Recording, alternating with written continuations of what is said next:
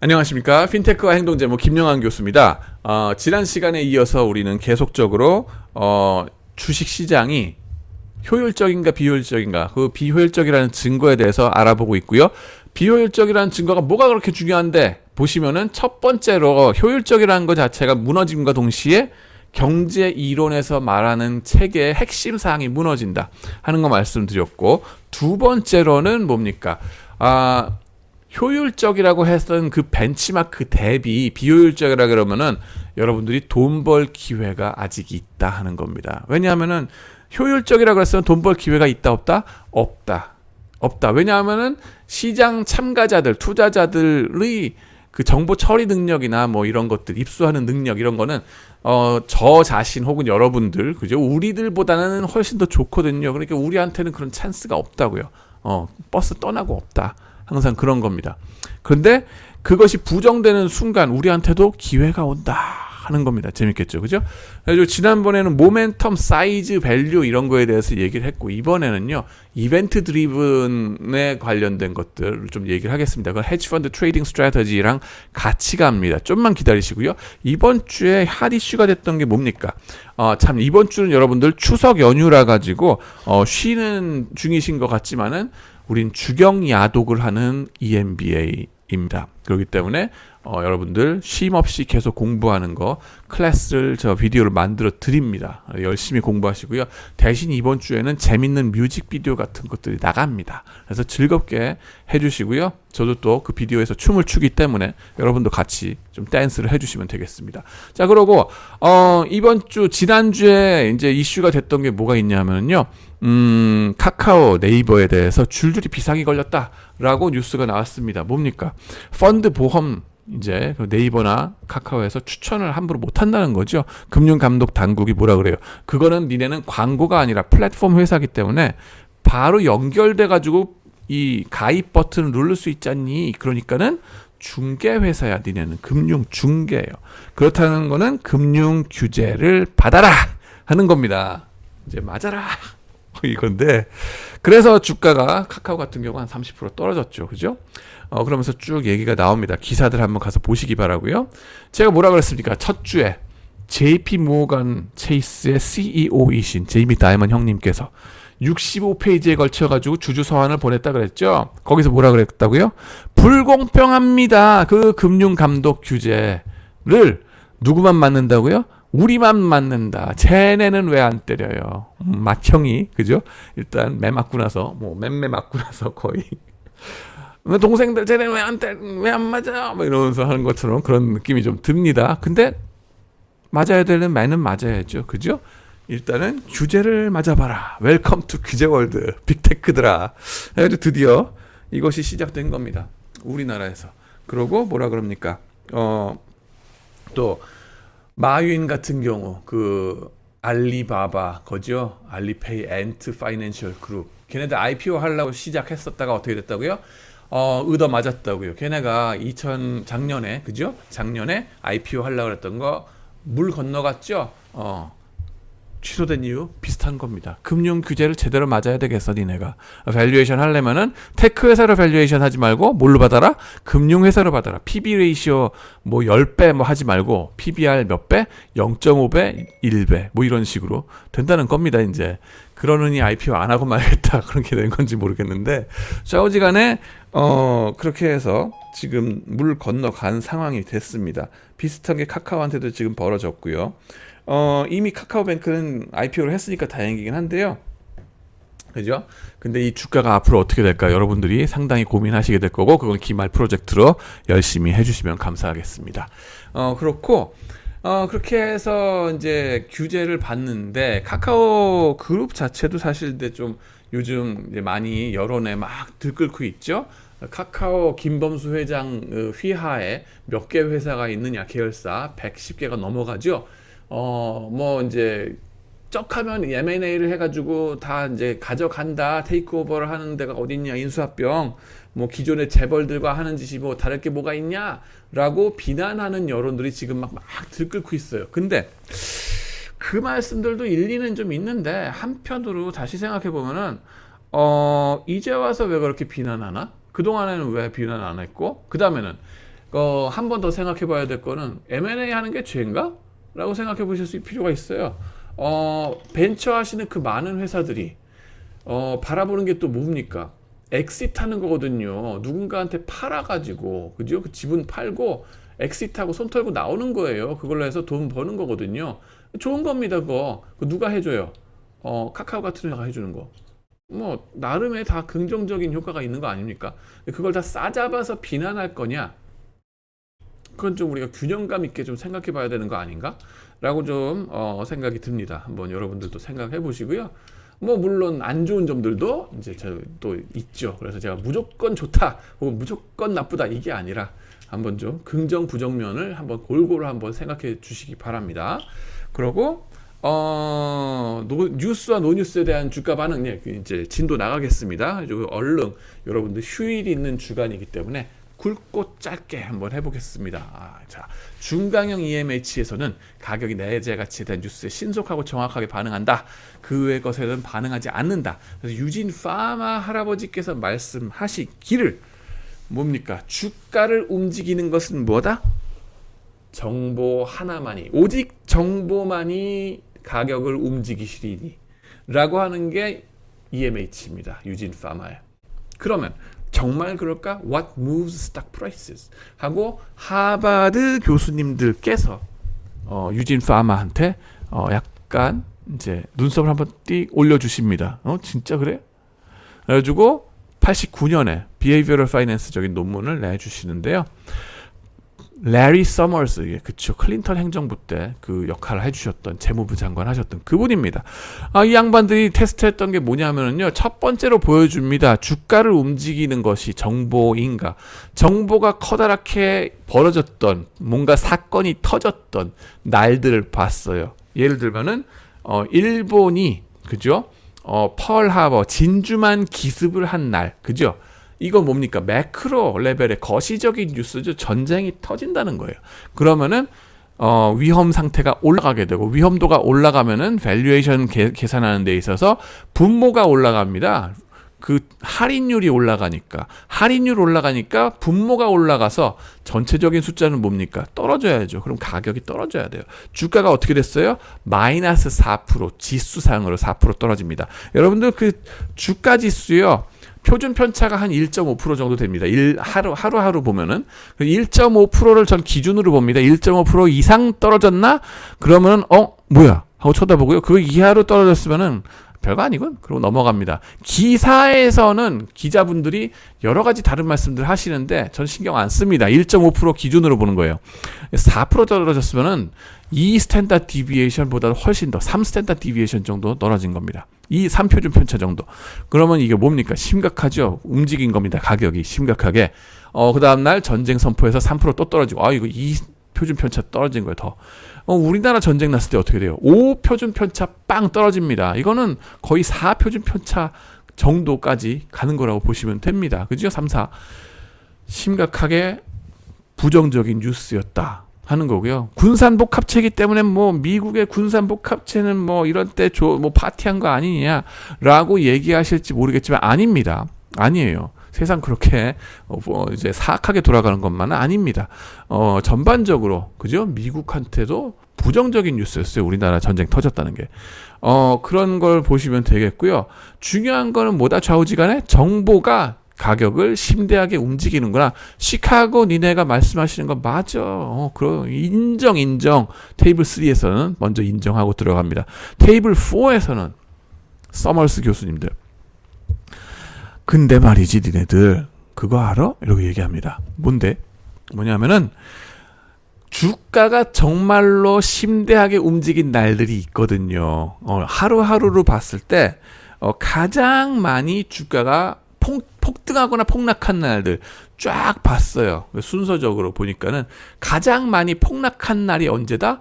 10월 19일 1987년 블랙먼데이입니다. 20%가 빠져버리십니다. 20%가. 15분 만에 빠지는 거예요. 그것도 다우존스 주가지수상 S&P군요. S&P. 주가지수로 20%가 빠진다고요. 네? 1표준 편차가 몇이라고요? 1.5%. 저거면 10표준 편차보다도 더 나가는 거예요. 여러분들 통계 배우셨죠? 거기서 1표준 편차 왔다 갔다 하는 거, 2표준 편차, 3표준 편차 왔다 갔다 하는 거 기억나시죠? 10표준 편차라고 생각해 보세요. 10몇 표준 편차, 15표준 편차. 엄청난 블랙스완 이벤트죠. 그죠? 우리가 말하는 그런 일이 벌어졌는데, 그죠? 그때 어떠한 뭐 전쟁이 났거나 무슨 뚜렷한 나쁜 뉴스가 났든가 보니까 없더라는 거예요. 뚜렷한 뉴스 없이 그냥 폭락하고 봤어요. 일단 폭락하고 나서 그거에 대한 설명 기사들만 쭈루룩 떴어요. 그날 우리가 왜 이렇게 꺼졌을까 그랬더니 뭔가 꾸리꾸리하게 주식시장에 대한 워리, 걱정거리들이 많이 있었다. 그 전에 그런 거 센티멘트라 그러죠. 심리 상황, 경제가 아닙니다. 투자자 심리, 이런 것들에 의해서 엄청나게 주가가 팡 떨어지더라. 그러고 나서 반등을 또 폭등을 합니다. 9%. 20% 떨어지고서 9% 폭등하는데 제자리 온 거 아니죠? 이미 20% 떨어졌는데 9% 폭등한들 좌우지간에 퍼센티지로 봐서는 엄청나게 올라갑니다. 그날도 무슨 뭐 뉴스 어나운스먼트가 있었냐? 아니요. 없었어요. 없는데 꼬리꼬리하게 뭔가 좀 그거보단 낫겠지 뭐 이런 센티멘트가 있었다. 뭐 이런 식으로 얘기를 하는 거예요. 톡들 왔다 갔다 하는 그런 정도지 뚜렷한 어나운스먼트가 없더라. 즉 무슨 얘기냐 이런 이벤트들 쭉 보면 이벤트가 아니라 주가가 떨어지고 폭락하고 폭등하는 거 보면은 사실 뉴스가 있어가지고 폭락 폭등하는 것보다 뉴스 없이 폭락 폭등하는 게 더 심하더라 하는 걸 보여줍니다. 이러면서 이제 efficient market hypothesis가 맞느냐 하는 퀘셔닝을 심각하게 달아줍니다. 그러고 나서 이제 그러면 뉴스에 의해서만 어떤 뉴스라고 하는 건 정보에 의해서만 주가가 확 움직이느냐 아니면 정보 이외에 정보 아닌 정보 같은 뭐 하여튼 그런 식으로 정보 아닌 무언가 다른 거에 의해서 꾸리꾸리한 무언가 센티멘트나 아니면은 어떠한 관심도 정보와는 벗어난 그죠? 정보인 듯 정보 같은 정보 아닌 관심도에 의해서 주가가 움직이는가에 대한 테스트를 들어가기 시작합니다. 왜 그러냐면요. 경제학적으로 봤을 때 이런 얘기를 하거든요. 가정하고 들어가는 게 뭐냐면 시장의 모든 합리적인 참가자들은 시장에 있는 그 수천 가지 종목 주식들을 다 꿰뚫고 있다. 알고 있다. complete information 이라고 얘기를 해요. 그래서 그런 걸 가정하고 들어가는데 그런 complete information이 사실 가능한 건가? 사실 그렇지가 않거든요. 여러분들도 생각해 보시면은 우리나라 주식 종목 2,300 종목이 지금 트레이딩 되고 있습니다. 현재. 근데 그 2,300 종목이란 거 자체도 알고 계셨나요? 아니면은 거기에 모든 종목들을 다 줄줄이 외우고 계세요? 종목 코드까지 외우고 계시나요? 아니거든요. 저도 못해요. 한 10종목 넘어가면은 그 기억 못 합니다. 제가 포트폴리오 들고 있는지 무슨 종목 들고 있는지도 지금 기억 잘 못해요. 10손가락 넘어가면 사람 기억하기 힘들어집니다. 손가락이 10개니까. 20개까지는 가능할지도 몰라요. 발가락까지 20개니까. 근데 그거 넘어가면은 못합니다. 2,000개요? 글러? 이걸 뭐라 그럽니까? 바운디드 레셔널리티라고 그러죠. 노벨 경제학상 받으신 비헤이비어럴 파이낸스 교수님, 허버트 사이먼 교수님입니다. 그죠? 그래가지고 이 양반들의 얘기가 그 인지 능력의 한계다. 그래서 complete information 그 가정 틀렸다 이거예요. 그러고 나면은 사실 미디어, 매스 미디어를 타는 그죠? 관심을 받는 스팟라이트를 받는 몇 개 종목에만 우리가 집중적으로 우리가 막 열광해서 반응을 하고 그 관심을 못 받는 어둠 속의 종목들, 수천 종목들은 그 반대로 지연 반응, 뭔가 뭐 정보가 빵 발생을 하고 발표를 해도 아무도 관심을 안 둬줘요. 그래가지고 주가에 제대로 반영이 빨리 안 된다. 지연 반응이 일어난다 하는 겁니다. 다시 관심을 많이 받는 종목은 어떻게 된다? 너무 많이 반응한다. 과민 반응, 오버리액션, 숏런 오버리액션이 일어나고요. 그것도 며칠 사이로 팍 뛰었다가 가라앉거나 아니면 팍 떨어졌다가 뭐 이렇게 다시 올라오거나 기술적 반등 내지는 dead cat bouncing 뭐 이런 것도 있죠. 그런 것들 보시면 되겠습니다. 그 다음에는 반대로 관심 못 받는 어둠 속의 종목들, 어둠의 자식들 막 이런 종목들 있잖아요. 그런 종목들은 지연 반응이 일어난다 하는 거 얘기가 되겠습니다. 자, 그래가지고 보시면은 테마주 강남 스타일과 투자자 사이컬러지에 대한 얘기들 제 그 인터뷰 파일을 그 비디오를 보시면 되겠습니다. 강남스타일 그 싸이가 그 뭐죠? 유튜브 그 소셜 미디어를 통해서 전 세계에 다 알려지기 시작했을 때, 그때 그 아버지가 갖고 있는 아버지의 회사 DI 콜프에 대한 리스폰스가 되겠습니다. 한번 보시고요. 재밌습니다. 그 다음에는 앙트레메드라고 하는 바이오텍 회사. 요즘 또 바이오텍의 시대이기 때문에. 근데 옛날에 98년에 뉴욕 타임즈 있죠. 거기에 썬데이 서울 아니고 썬데이 뉴욕 타임즈 신문에 이것이 이 사람들, 이 회사가 벤처 회사인데 상장돼 있는 회사였거든요. 그 회사에 항암 치료제 관련 어떠한 기술적 혁신이 보고가 됐어요.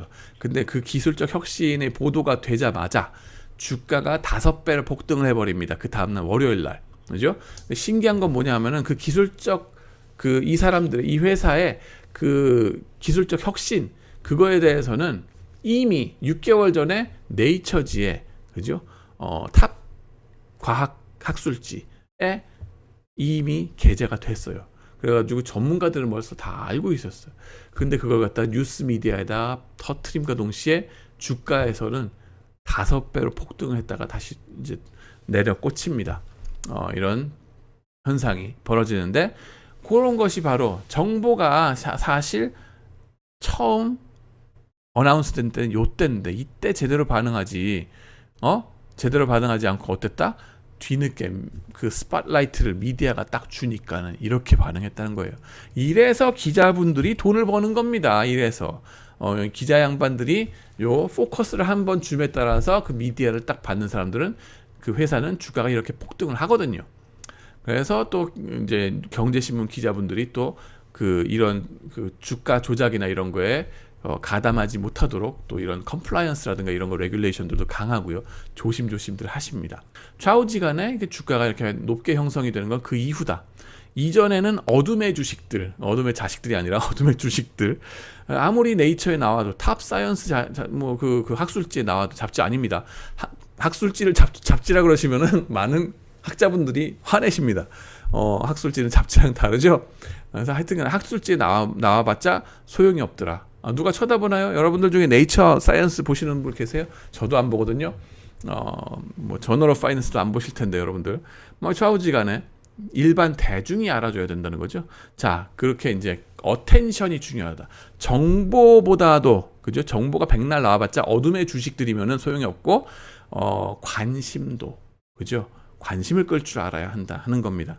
오버 리액션이 이렇게 나온다 하는 거예요. 그러면 이 시점에서 누군가는 공매도를 칠 수 있겠죠.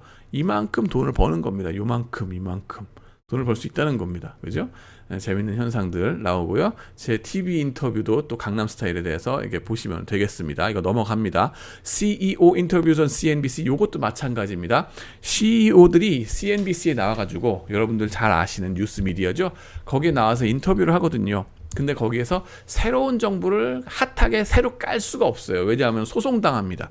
이거는 공시하는 사항은 어디다 해야 된다? SEC에다가 누구나가 다 볼 수 있게 해야 된다는 거예요.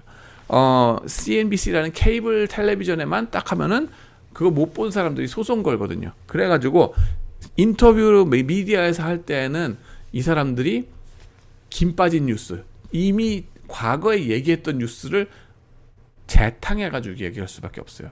거의 그렇습니다. 그런데도 불구하고 주가 반응은 언제 일어난다? 이 재탕 뉴스를 얘기할 때. 미디어 딱 타면서 텔레비전 딱 보고서 얼굴 내보이는 게, 그죠?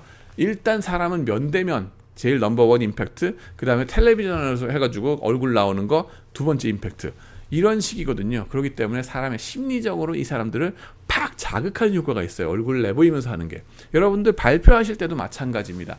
이게 뭐 어떻게 악용될까봐 걱정하셔가지고 얼굴 안 내미시는 분들 많거든요. 발표할 때. 근데 사실 뭡니까?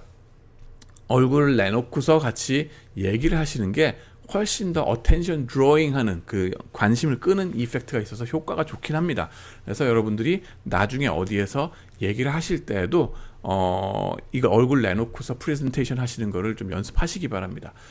수업하실 때도 그렇지만은, 그죠?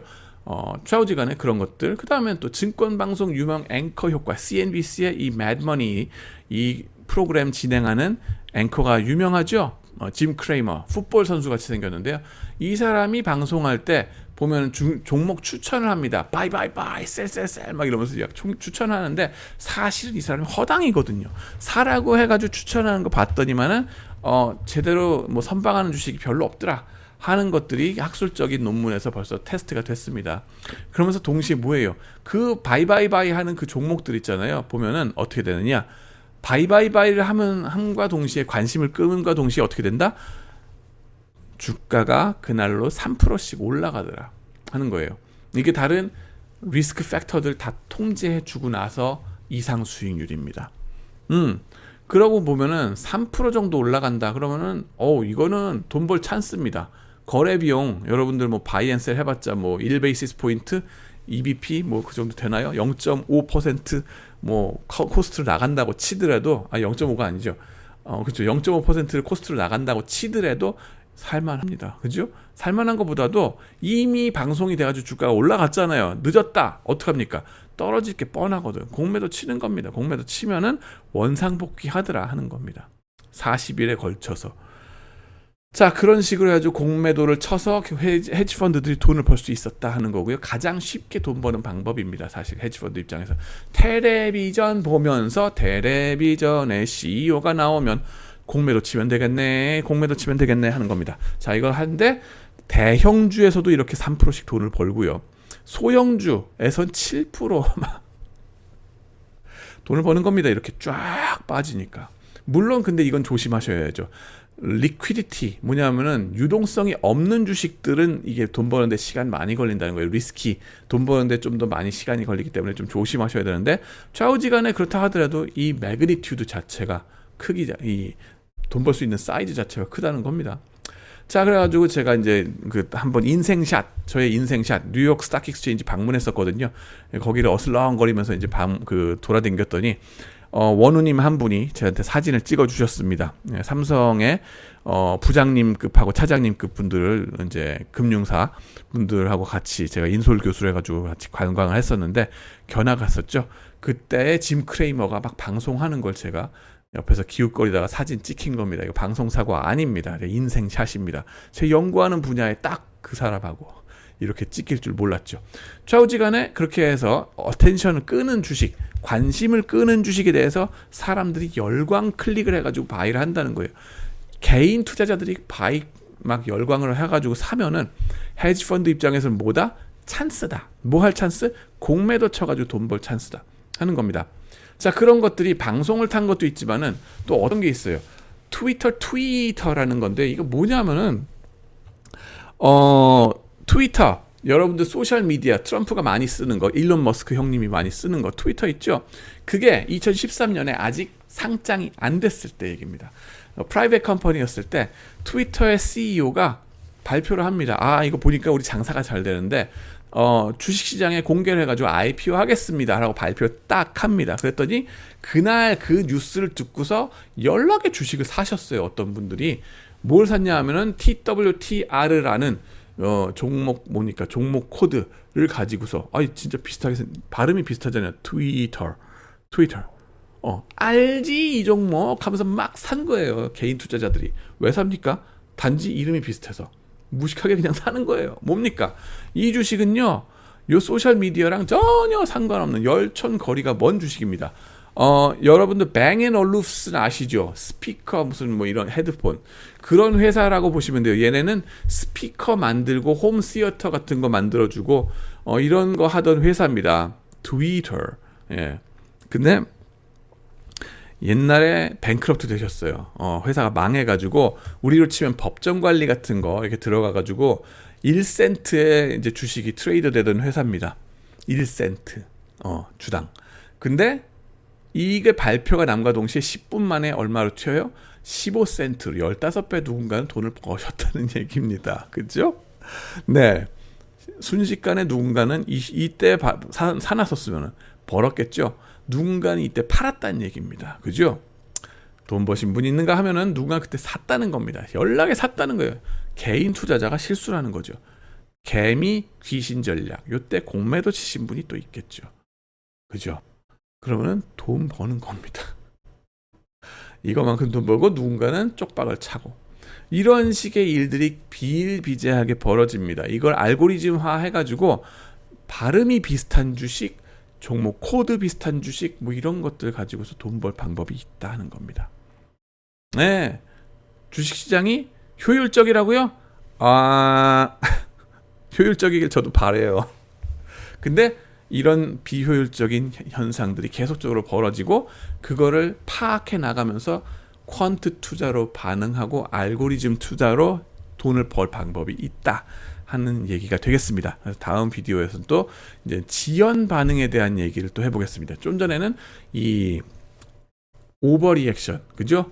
과민 반응 하는 걸 봤고 지연 반응에 대해서 다음 비디오에서 또 말씀드리겠습니다. 시청해 주셔서 감사합니다.